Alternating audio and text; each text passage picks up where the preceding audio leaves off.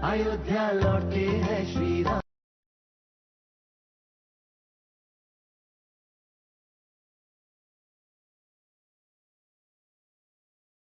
प्यारे भाइयों और बहनों, नमस्कार। आप सभी को नववर्ष की बहुत बहुत शुभकामनाएं। नया वर्ष नई आकांक्षाएं, नए संकल्प का अवसर लेकर आया है। सामान्य तौर पर हमारे समाज में परंपरा यही है कि एक नए वर्ष का स्वागत करते हुए मन में एक नए और बेहतर भविष्य का संकल्प होता है। जो वर्ष गुजर गया उससे और अच्छा करने का निश्चय मन में रहता है। जीवन यात्रा में प्रतिपल कुछ नया सर्जित हो, जीवन दिशा विकास उन्मुख हो, जीवन ऊर्जा निर्माण की राह पर गतिशील हो, यही हम सभी के संकल्प की मुख्य भावना होती है। पिछले महीने जम्मू कश्मीर की उम्मीदों की समीक्षा करते हुए मैंने आपसे कहा था कि 2024 जम्मू कश्मीर के विकास के लिए अत्यंत महत्वपूर्ण वर्ष होगा। मैं सभी नागरिकों का आज अभिनंदन करना चाहता हूं। आप सभी की सक्रियता से विकसित भारत संकल्प यात्रा में जन भागीदारी के मामले में जम्मू कश्मीर देश के अग्रणी राज्यों में शामिल हो सका है। हर गरीब परिवार के पास अपना घर हो, सम्मानजनक जीवन जीने के लिए रोजगार हो, उद्यम का अवसर हो, गांव शहर के सभी सामाजिक वर्ग भेदभाव और असुरक्षा की भावना से मुक्त हों। इस इच्छा शक्ति के साथ जम्मू कश्मीर प्रशासन और जम्मू कश्मीर के 1 करोड़ 30 लाख से ज्यादा नागरिक नवनिर्माण की यात्रा में भाग ले रहे हैं। इस यात्रा में अभी तक लगभग 40 लाख से ज्यादा नागरिकों की भागीदारी ने ग्रामीण और शहरी दोनों इलाकों में प्रगति का मजबूत आधार तैयार किया है। हर एक नागरिक को उत्कृष्टता प्राप्त करने के अवसर प्राप्त हुए हैं। व्यक्तिगत आकांक्षाओं को पूरा करने की ऐसी राहें निकली हैं जिनकी 9-10 वर्ष पहले कल्पना भी नहीं की जा सकती थी। विविध प्रतिभा और समृद्ध संसाधनों के साथ एक शक्तिशाली यूनियन टेरिटरी के रूप में उभरने के लिए आप सबको नए वर्ष के नए अवसरों का लाभ उठाने की जरूरत है। समाज की सबसे बड़ी ताकत उसकी उपलब्धियों में देखी जाती है। प्राचीन काल से जिन परंपराओं मूल्यों ने हमें रास्ता दिखाया है, वही विकसित भारत के मार्ग पर हमारे बढ़ते कदमों को नई ऊर्जा प्रदान करेंगे, इसका मुझे पूर्ण विश्वास है। मित्रों, जीवन में हौसले और कुछ कर गुजरने की जीवटता का उद्गम स्वयं व्यक्ति के भीतर होता है। इसलिए हमारी संस्कृति में कहा जाता है कि हिम्मत और जज्बों की गंगोत्री सदैव व्यक्ति के भीतर होती है। बडगाम के रहने वाले गुलाम हसन शेख की उपलब्धियों में इसकी झलक हमें मिलती है। कारपेट से कश्मीरी मिर्च का उनका सफर उद्यमशीलता और साहस की एक नई मिसाल है। गुलाम हसन शेख कारपेट के जाने माने कलाकार हैं, लेकिन पिछले 3 वर्षों में उन्होंने अपनी आमदनी में वृद्धि के संकल्प के साथ कश्मीरी लाल मिर्च की खेती शुरू की है। उनके परिश्रमी हाथों ने एक बिल्कुल नए व्यवसाय में भी उनकी उम्मीदों को साकार किया है। अपनी आंखों के सामने वो अपने परिवार के जीवन स्तर में परिवर्तन भी देख रहे हैं। एग्रीकल्चर डिपार्टमेंट की मदद से गुलाम हसन साहब ने वेजिटेबल्स की खेती में भी हाथ आजमाया है। उनकी उपलब्धियों ने चंबूड़ा गांव में अन्य नागरिकों को भी प्रोत्साहित किया है। बहुत से नागरिक कमर्शियल वेजिटेबल कल्टीवेशन के द्वारा भविष्य की नई उम्मीदों की फसल तैयार कर रहे हैं। मुझे प्रसन्नता है कि एक लंबे अरसे बाद अब समाज की सोच में बुनियादी फर्क आया है। लोग एक दूसरे के प्रयासों, नई पहल से सीख रहे हैं और उससे अपने परिवार और समाज के लिए नया सामर्थ्य पैदा कर रहे हैं। हमारे यहाँ वेदों में लिखा है, संज्ञानम न स्वेभि संज्ञान मरणे भी। समाज में संभावना हो तथा लेस मात्र भी सोच में भेद न हो, ऐसी ही सोच उधमपुर के पंचेरी टूरिस्ट विलेज से 2021 में शुरू हुई थी और युवाओं, महिलाओं को होम स्टे के रूप में उद्यम का नया अवसर मिला था। आज डोडा, रामबन, किश्तवाड़, जम्मू, रजौरी, श्रियासी के अलावा नॉर्थ कश्मीर के गांवों में होम स्टे शुरू करके ग्रामवासी व्यक्तिगत उन्नति के अलावा उस इलाके के रूरल टूरिज्म को भी बढ़ावा दे रहे हैं। पहले टूरिस्ट कई गांव में इसलिए नहीं जाते थे क्योंकि वहां रुकने और भोजन का अच्छा प्रबंध नहीं होता था। अब होम स्टे की वजह से न सिर्फ भारी संख्या में टूरिस्ट वहां पहुंच रहे हैं, बल्कि इससे सैकड़ों गांव और हजारों परिवारों के जीवन में नए युग की शुरुआत हुई है। अभी पिछले महीने कुपवाड़ा, बारामूला तथा बांदीपुरा में 367 होम स्टे को मंजूरी दी गई है। जम्मू तथा कश्मीर संभाग के सीमावर्ती इलाकों में भी होम स्टे रजिस्ट्रेशन की संख्या में वृद्धि हो रही है, जिससे वहां एक नई स्थानीय अर्थव्यवस्था विकसित हो रही है। मैं इस अभियान में दिखाई पड़ रहे उत्साह को समाज में सकारात्मक सोच की प्रतिध्वनि मानता हूं। विकास दरअसल सोच का निखार है, विकास कल्पना का मूर्त रूप है, विकास विचारों का रूपांतरण है।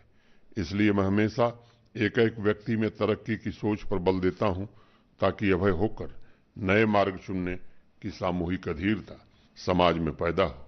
मैं विशेष रूप से सीमा पर बसे ग्रामवासियों से अपील करना चाहता हूं कि वह अपने नजदीक के ब्लॉक में जाकर होम स्टे से संबंधित जानकारी प्राप्त कर सकते हैं और मात्र 250 रुपए के रजिस्ट्रेशन फीस द्वारा इस व्यवसाय और अपने नए उद्यमशील जीवन की शुरुआत कर सकते हैं।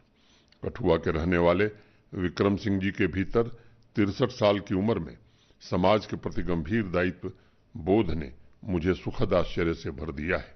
आजकल वह जनखर गांव में लोगों को खेती के नए नए तरीके सिखा रहे हैं। मेरे ऑफिस में जब विक्रम जी के बारे में जानकारी आई तो मुझे जय जवान जय किसान का नारा देने वाले भारत के पूर्व प्रधानमंत्री स्वर्गीय लाल बहादुर शास्त्री जी का स्मरण हो आया। बनारस के करीब रामनगर के एक साधारण परिवार में जन्मे शास्त्री जी कहते थे कि हर एक गांव का रहने वाला अपने पड़ोसी को देखे कि कहाँ मुसीबत है, कौन तकलीफ उठा रहा है, और अगर हमें अपने खाने में कुछ कमी करके भी दूसरे को देना पड़े तो उसके लिए हमें तैयार रहना चाहिए। विक्रम सिंह जी ने अपने आस पड़ोस के अनेक किसान भाइयों को इकट्ठा किया और इंटीग्रेटेड फार्मिंग द्वारा अपनी आय में वृद्धि के गुण सिखाए। उन्होंने स्वयं dairy farming, fruits, orchard, vegetable cultivation, spice cultivation में भी हाथ आजमा कर देखा है। विक्रम जी ने गलतियों से सीखा और अब वह अन्य किसानों की हैंड होल्डिंग कर रहे हैं ताकि वह कोई गलती न करे। उनके प्रयासों से किसान भाइयों में पर्यावरण के प्रति भी सजगता आई है। विक्रम सिंह जी के मार्गदर्शन में वह पूरी आस्था एवं दृढ़ संकल्प के साथ समाज में सस्टेनेबल डेवलपमेंट की नई परंपरा निर्मित कर रहे हैं। अगर जीवन में कोई खुशियों के शिखर को छूना चाहता है तो वह शेयर करने में ही मिल सकता है। मैं जानता हूं विक्रम सिंह जैसे समाज में अनेक व्यक्तित्व हैं, उन्हें आगे आकर लोगों को सही दिशा एवं प्रेरणा प्रदान करनी चाहिए। उनकी छोटी छोटी सलाह विचार और विकास के बीच की रुकावटों को समाप्त कर सकता है। मित्रों, नारी शक्ति शून्य से संभावनाओं का सृजन करने में सक्षम है। इसका एक उदाहरण चेनानी उधमपुर की कौशल्या देवी है। आज अगर उनके दोनों बच्चे अच्छे स्कूल में पढ़ रहे हैं तो उनका घर खुशियों से भरा हुआ है, तो उसके पीछे स्वयं पर अपार विश्वास और सेल्फ हेल्प ग्रुप के माध्यम से उनकी कड़ी मेहनत है। बहुत अल्प समय में कौशल्या देवी ने डेयरी क्षेत्र में सेल्फ हेल्प ग्रुप के जरिए अपने पैरों पर खड़ा होने में सफलता प्राप्त की है। कौशल्या जी की आमदनी ने अपने पति के कारोबार के लिए बैंक से आर्थिक सहायता प्राप्त करने में भी मदद की है। उन्होंने डेयरी यूनिट के अलावा कपड़ों के बैग बनाने वाले सेल्फ हेल्प ग्रुप को भी ज्वाइन किया है। अमृतकाल की यात्रा में विभिन्न स्रोतों से हो रही आमदनी ने उन्हें अपने सपनों की सिद्धि में सक्षम बनाया है। आज जम्मू कश्मीर में आकांक्षाओं को साकार करने के लिए संसाधनों की कोई कमी नहीं है। जिस किसी के भी मन में कुछ करने का संकल्प है, उसके लिए साधन और प्रशिक्षण दोनों उपलब्ध हैं। यदि हम एकजुट रहें और हमारे संकल्पों में सृजन का आधार हो, तब जम्मू कश्मीर का सुनहरा भविष्य अवश्य निर्मित हो सकता है। पिछले कुछ समय से यूनियन टेरिटरी के शहरों के बीच स्मार्ट सिटी बनने की स्वयं प्रतिस्पर्धा चल रही है। उसका उत्प्रेरक बेहतर जीवन स्तर, क्वालिटी लिविंग की नागरिकों की आकांक्षा है। सभी नागरिक शहरों की विरासत, संस्कृति एवं परंपरा को सहेज कर उसे स्वच्छ और सुंदर बनाने में अपना योगदान दे रहे हैं। अनंतनाग में कुछ ऐसा ही बदलाव नजर आ रहा है। प्रशासन के द्वारा निर्मित किए गए इंफ्रास्ट्रक्चर को मेंटेन करने के अलावा वह स्वयं आगे आकर शहर को स्वच्छ बनाने में अपना योगदान दे रहे हैं। पिछले महीने मछली पालन से जुड़े अनेक युवाओं और महिलाओं को भी सम्मानित किया गया था, जिसकी चर्चा देश के बाकी हिस्सों में भी है। मट्टन के रहने वाले निसार अहमद छोटी सी रेहड़ी चलाते हैं और वह लोगों को प्रेरित कर रहे हैं। प्रशासन जितने संसाधन तथा अन्य प्रकार की सुविधाएं उपलब्ध करा रहा है, उसके एवज में नागरिकों को शहर की सेवा का प्रण भी लेना चाहिए। अभी कुछ दिन पहले अनंतनाग पेट्रोलियम डीलर एसोसिएशन तथा जिला प्रशासन ने मिलकर नो हेलमेट नो पेट्रोल की एक नई मुहिम चलाई है। शहरों में रोड सेफ्टी के लिए एक नायाब मुहिम है ये, और अब देश के अन्य शहर भी उसे फॉलो करने लगे हैं। शहरों की प्रत्येक गतिविधियों में सहयोगी बनकर जिस प्रकार नागरिक अपने कर्तव्यों का निर्वहन कर रहे हैं, वह जम्मू कश्मीर के भविष्य के प्रति निश्चिंतता पैदा करता है। अन्य शहरों में भी नागरिक इसी प्रकार सच्चे मन से अपने कुछ घंटे वहां के उत्थान में लगा सकते हैं। ऋग्वेद ने हमें आदर्श दिया है, सम गच्छध्वम सम वदध्वम सम वो मनांस जानताम। हम सभी के मन में एक जैसा विचार, मिलकर एक जैसी वाणी बोलें और मिलकर चलें। हृदय में यह भाव तथा हर गांव शहर में प्रगतिशील और सौहार्दपूर्ण वातावरण हमारा अंतिम लक्ष्य होना चाहिए। समाज में ऐसी ही एक नई सोच विकसित करने में उधमपुर के नौजवान विशाल रौधान जुटे हुए हैं। उन्होंने अपनी समाज सेवी संस्था युवा सोच युवा भारत के माध्यम से जम्मू, उधमपुर, रामबन के युवाओं को जोड़ने का काम किया है तथा ड्रग अब्यूज, स्वच्छता, मेंटल हेल्थ जैसे विषयों पर वह निरंतर गांव-गांव जाकर जागरूकता अभियान भी चला रहे हैं। पिछले वर्ष जून में इस संस्था की स्थापना के वक्त ही विशाल और उनके साथियों ने निर्णय किया था कि वह आर्थिक सहायता के लिए दूसरों पर निर्भर नहीं रहेंगे, बल्कि जनता के स्वैच्छिक योगदान द्वारा लोगों को जागरूक करने का काम करेंगे। मुझे इस बात की बेहद प्रसन्नता है। अत्यंत धैर्य तथा सबल संकल्प के साथ विशाल और उनकी टीम के साथी समाज की बेहतरी के लिए काम कर रहे हैं और एक नई मानसिकता का प्रचार प्रसार भी कर रहे हैं। यही जम्मू कश्मीर की असली ताकत है और मुझे पूरा यकीन है युवा जोश और विचारों से भरे नेतृत्व के माध्यम से नशा मुक्त जम्मू कश्मीर, आत्मनिर्भर आधुनिक जम्मू कश्मीर का निर्माण हो सकेगा। आज मैं एक ऐसे व्यक्तित्व की भी चर्चा करना चाहूंगा जो कारपेट रिपेयरिंग की कला परंपरा को पुनर्जीवित कर रहे हैं और आर्टिजन्स को रोजगार का एक वैकल्पिक मार्ग भी दिखा रहे हैं।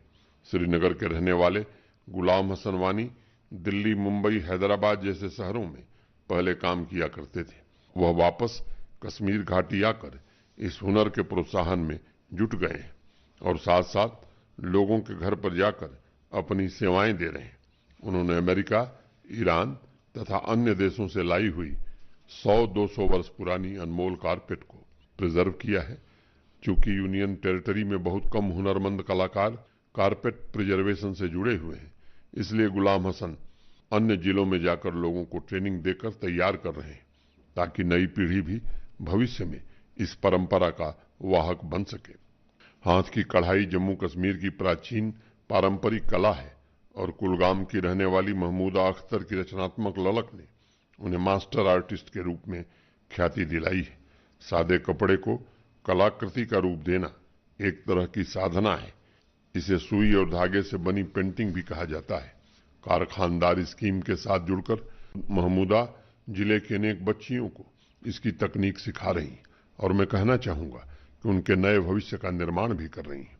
जम्मू कश्मीर प्रशासन कसीदाकारी तथा कला की अन्य विधाओं को कलाकारों की संपन्नता का माध्यम बनाने के लिए हर जिले में हैंडलूम तथा हैंडीक्राफ्ट डिपार्टमेंट द्वारा कोऑपरेटिव सोसाइटी के गठन पर विशेष बल दे रहा है। कुलगाम में कुल 145 कोऑपरेटिव सोसाइटी स्थापित की गई हैं और उन्हें आर्थिक सहायता भी प्रदान की गई है। कला के रिवाइवल के साथ साथ सभी कलाकारों के जीवन में समृद्धि एवं खुशियां आए, यही प्रशासन का लक्ष्य है। मैं समझता हूं बहुत से श्रोताओं ने नए वर्ष के कैलेंडर या डायरी में प्रार्थना में उठे 2 हाथों की तस्वीर अवश्य देखी होगी।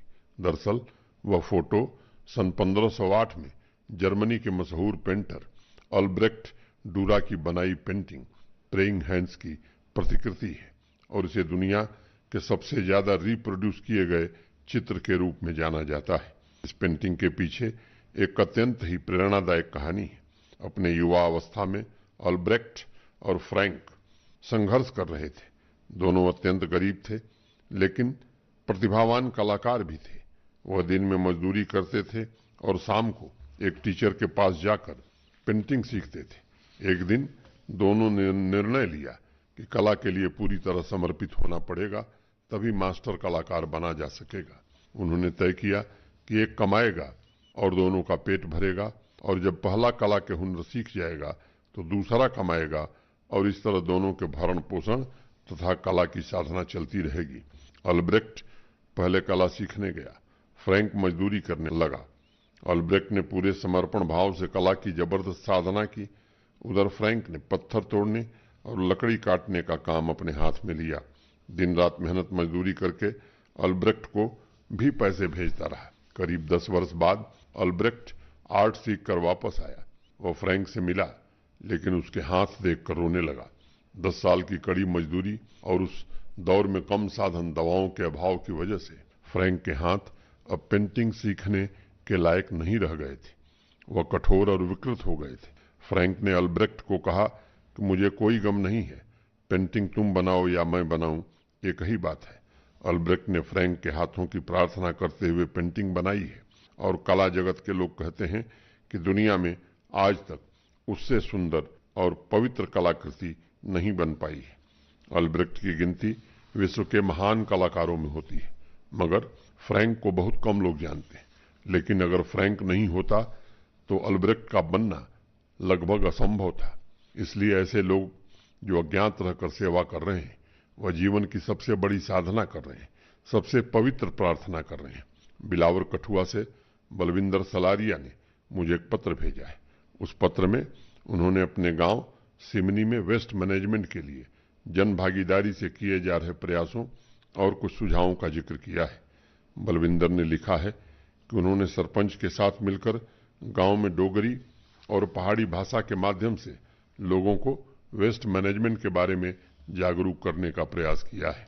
लोगों को रिड्यूस, रीयूज और रिसाइकिल के सकारात्मक प्रभावों का प्रैक्टिकल डिमॉन्स्ट्रेशन भी दिया है। बलविंदर और उनके मित्र गवर्नमेंट हाई स्कूल में जाकर बच्चों को भी वेस्ट मैनेजमेंट और वेस्ट टू वेल्थ की जानकारी दे रहे हैं। जन भागीदारी से उन्होंने अपने गांव में वेस्ट मैनेजमेंट की दिशा में कई अहम कदम उठाए हैं। इस अभियान की सफलता से वह काफी प्रसन्न है और उनका मानना है कि वेस्ट मैनेजमेंट के बारे में गांव में जागरूकता ही स्वच्छता और संपन्नता का मार्ग प्रशस्त कर सकती है। उन्होंने मुझे 2-3 सुझाव भी भेजे। बलविंदर ने लिखा है कि रूरल डेवलपमेंट डिपार्टमेंट द्वारा गांव में ट्रेडिशनल तथा मॉडर्न वेस्ट मैनेजमेंट के मिले जुले स्वरूप से ग्रामीणों को अवगत कराया जा सकता है। उनका दूसरा सुझाव है कि जम्मू कश्मीर के स्कूलों में बच्चों को स्वच्छता के संबंध में जानकारी प्रदान की जाए और विशेष रूप से उन्हें वेस्ट मैनेजमेंट के बारे में बताया जाए। उनका तीसरा सुझाव है कि स्वच्छ मिशन ग्रामीण के अंतर्गत प्रत्येक गांव के बजट में यह भी प्रावधान किया जाए कि जिन घरों में सॉलिड तथा लिक्विड वेस्ट बिन नहीं है, उन्हें बिन्स उपहार स्वरूप दी जाए। इस कदम से स्वच्छता अभियान को प्रोत्साहन मिलेगा। बलविंदर, आपके पत्र के लिए बहुत बहुत धन्यवाद। सबसे पहले मैं आपके और आपके मित्रों द्वारा किए जा रहे कार्यों की भूरी भूरी प्रशंसा करता हूं। समाज के प्रति व्यक्तिगत जिम्मेदारी का भाव ही विकास का एकमात्र मंत्र है। अगर गांवों को आत्मनिर्भर बनाना है, उन्हें हर प्रकार से सर्वश्रेष्ठ बनाना है, तो सभी नागरिकों को इस नए वर्ष में अपने दायित्वों के निर्वहन का संकल्प लेना होगा। आपके तीनों सुझाव अत्यंत उत्तम हैं। स्वच्छता अभियान से हर स्कूल में बच्चों को जोड़ा जाए, इसकी कोशिश हो रही है और आजकल तो इलाके में स्वच्छता तथा ग्रीन जम्मू कश्मीर अभियान का नेतृत्व भी हमारे छात्र छात्राएं कर रही हैं। यह इस बात का भी प्रमाण है कि एकजुट संकल्पबद्ध होकर बड़ी से बड़ी चुनौतियों का सामना किया जा सकता है, अनेक उपलब्धियों को हासिल किया जा सकता है। समाज में सकारात्मक परिवर्तन लाना ही जीवन का असली अर्थ और मूल्य है। मैं वेस्ट मैनेजमेंट के संबंध में जागरूकता अभियान तथा वेस्ट बिन की उपलब्धता के संबंध में अवश्य निर्देश दूंगा।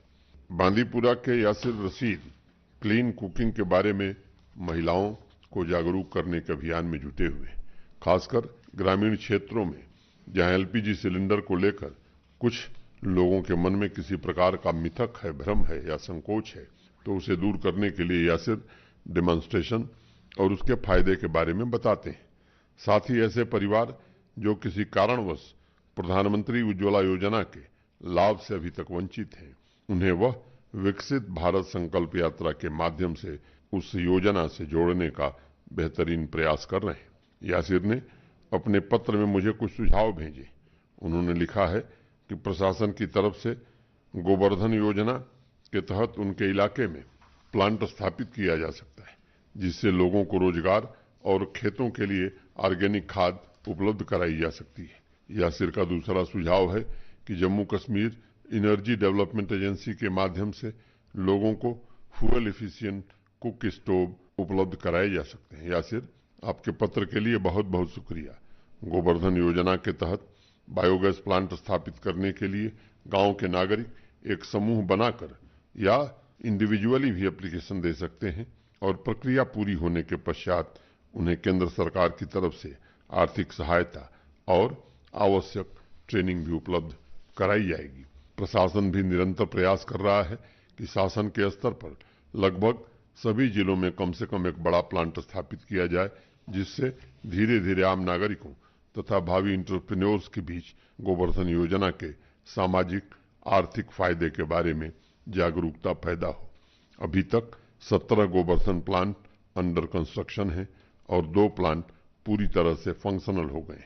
इस कार्यक्रम के माध्यम से मैं विशेष रूप से युवा एंटरप्रेन्योर्स का आह्वान करता हूं कि वो department of drinking water and sanitation की गोवर्धन वेबसाइट पर जाकर अपना रजिस्ट्रेशन करा सकते हैं। जहां तक फ्यूल एफिशिएंट कुक स्टोव का सुझाव है, मैं यासिर के पत्र के माध्यम से सभी नागरिकों को बताना चाहूंगा कि ब्लॉक दिवस के अवसर पर Jammu Kashmir energy development agency द्वारा इच्छुक लोगों को free of cost solar box cooker तथा कुक स्टोव उपलब्ध कराए जा रहे हैं। अगर आपने अपने घर पर सोलर एनर्जी प्लांट लगा रखा है तो ब्लॉक दिवस पर एजेंसी के अधिकारियों से मिलकर यह सुविधा जरूर प्राप्त करें। प्रधानमंत्री उज्ज्वला योजना द्वारा करोड़ों घरों में खाना पकाने के धुएं और वायु प्रदूषण से महिलाओं को मुक्ति मिली है। इस योजना से स्वच्छ ईंधन के संबंध में जागरूकता भी बढ़ी है। मैं स्वच्छ खाना पकाने के समाधान को बढ़ावा देने के यासिर के प्रयासों की भी सराहना करता हूं और Jammu Kashmir energy development agency को निर्देश देता हूं कि वह स्वयं ग्रामवासियों तक इनोवेटिव समाधान के साथ पहुंचने का प्रयत्न करे। वैकल्पिक ऊर्जा के संबंध में कठुआ से वरुण भारती ने मुझे एक पत्र भेजा है।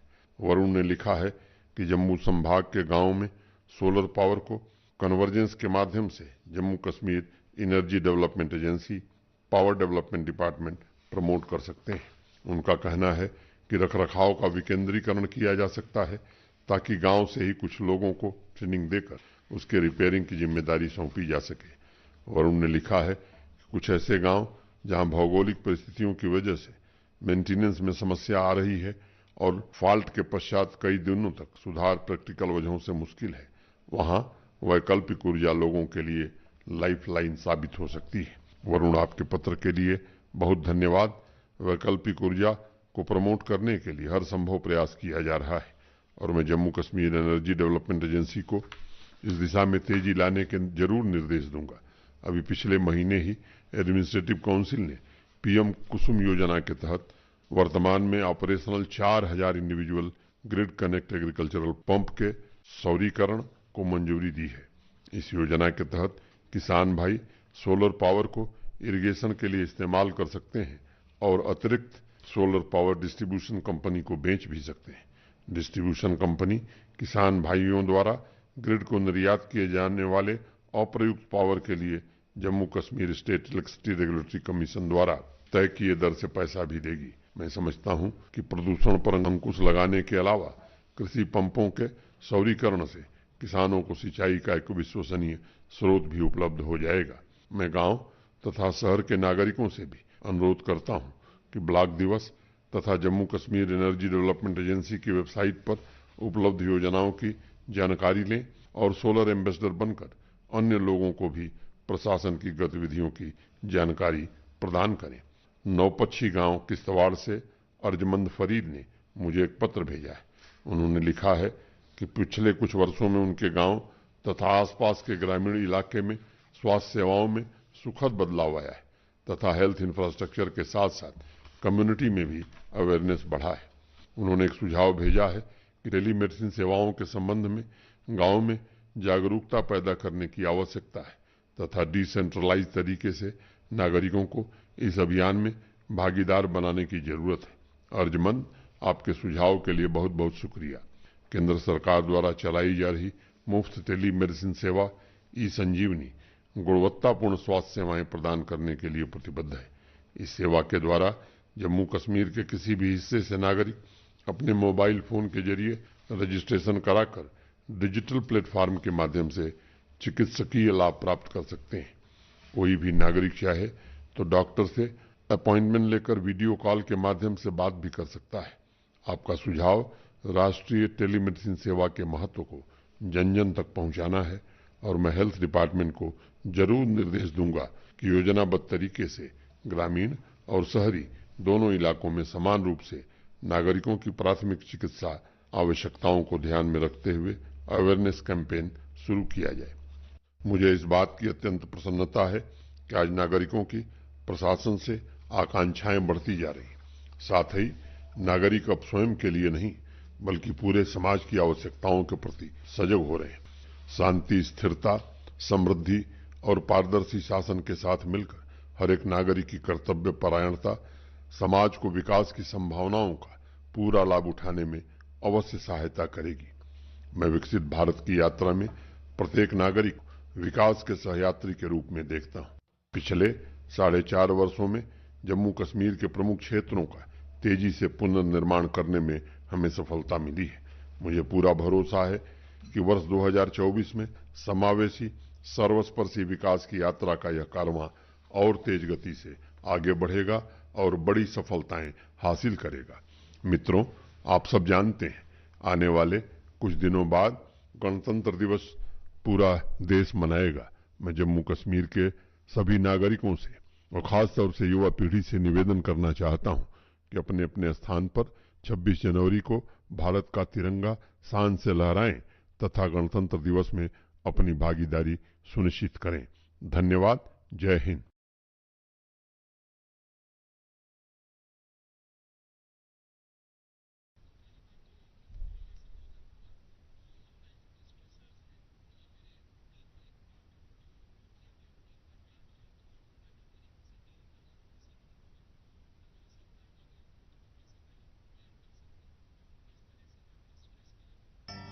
श्री हत